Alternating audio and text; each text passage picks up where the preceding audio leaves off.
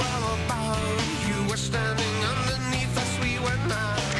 Welcome back. 7:56 on this Friday morning. Bail has been set at $15 grand for a Scituate man accused of repeatedly raping two teenage girls he reportedly friended on Facebook. So how does this happen, and how can you protect your kids from being baited on social media? Joining us now live from our Beacon Hill studio is Robert Siciliano, internet security expert and McAfee consultant. Thanks for being with us this morning. Thank you. So the charges here, the man facing them, Daniel Riley, they're pretty serious. 6 counts of statutory rape of a child, 2 counts of rape of a child with force, and providing obscene material to a minor, as well as enticing a child under the age of 16. So Scituate police declined to give the details on this, but word is that that guy friended these girls on Facebook. Are you surprised to hear about a case like this? Unfortunately, I'm not surprised at all. McAfee recently did a study called The Digital Divide, which talks about what parents don't know about the internet and what their kids do know. And there's a serious difference. A study also found that more than 1 in 10 13 to 17-year-olds met complete strangers online, but then actually met them in the physical world. So the meeting of adult strangers by kids is unfortunately the norm today.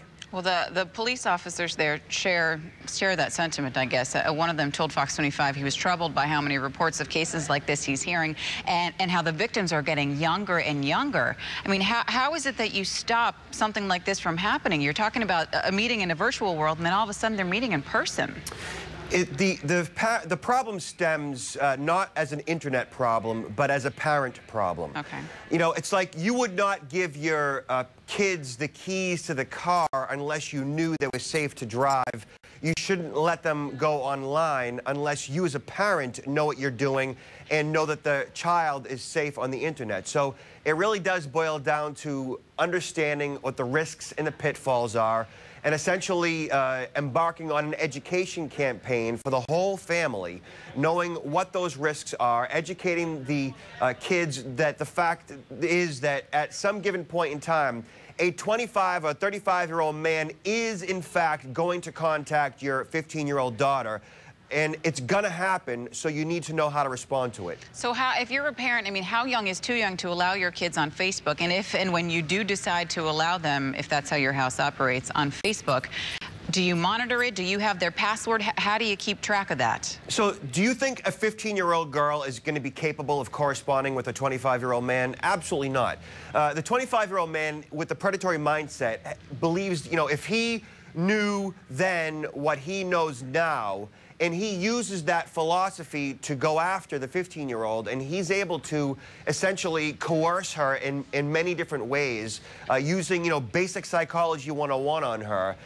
And the parent needs to recognize that that's happening. So having access to their computer, having access to their mobile phone, having access to usernames and passwords, monitoring their communications, monitoring their chats, monitoring the media, the text messages sent and received, the SMS and the photos and videos and so on. Having an ongoing dialogue with your kids, you know, who are they talking to, what are they discussing, and actually, you know, getting into their devices is one effective way, or many effective ways of recognizing what risks they may be facing on a daily basis. It seems like a difficult conversation to have, but it's one that parents need to be having with their kids. Robert Siciliano, we appreciate your expertise this morning. Thank you. Thanks.